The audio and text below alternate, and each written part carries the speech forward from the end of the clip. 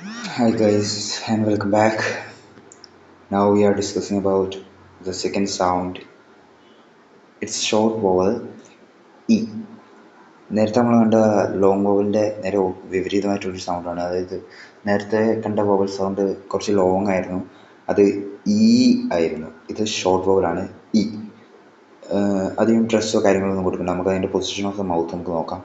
Tongue high and slightly further back than for E. Lips unrounded. Jaw slightly more open than for E. അപ്പോൾ നമുക്ക് example നമുക്ക് നോക്കാം. ഇതിൻ്റെ I P S സിമ്പിൾസും നമുക്ക് ഇതിൻ്റെ കൂടെ കമ്പയർ ചെയ്യുന്നുണ്ട്. ഇതിൻ്റെ എല്ലാ ഐ പി എസ് സിമ്പിൾസും ഇതിനകത്ത് ഞാൻ പറയുന്നുണ്ട്. കാരണം എന്താ വെച്ചിട്ടുണ്ടെങ്കിൽ ആ സൗണ്ട്സ് വെച്ച് നമ്മൾ കുറച്ചുകൂടി കഴിയുമ്പം ഞാൻ ഇപ്പോൾ ഒരു ഡിക്ഷണറി മേടിക്കാൻ നിങ്ങൾ എന്തായാലും നെസസറി ആവശ്യമാണ്. ഡിക്ഷണറി, ഓക്സ്ഫോർഡ് ഡിക്ഷണറി 10th ജനറേഷനോ അല്ലെങ്കിൽ 8th ജനറേഷൻ, ഏതെങ്കിലും ജനറേഷൻ മതി. പക്ഷേ അതായത് ഫാനറ്റിക്സ് അതിനകത്ത് ഇൻക്ലൂഡ് ആയിരിക്കണം. അതായത് ഇതുപോലെ ആയിരിക്കും. ഈ കുറച്ച് വേർഡ്സ് കണ്ടില്ലേ,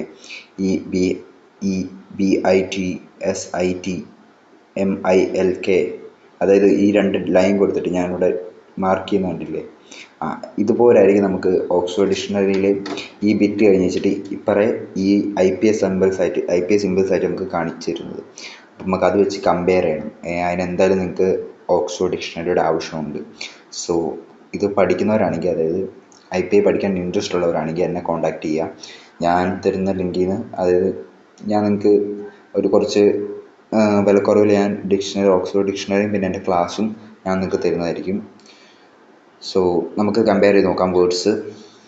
word bit, I P I word b e. Not common short vowel sound. Sit,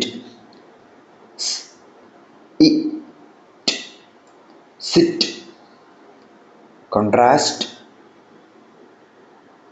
with E in seed. Milk, M, I, L, K. Milk. Pressed E in the first syllable. Symbol, S, I, M, P, L. Simple.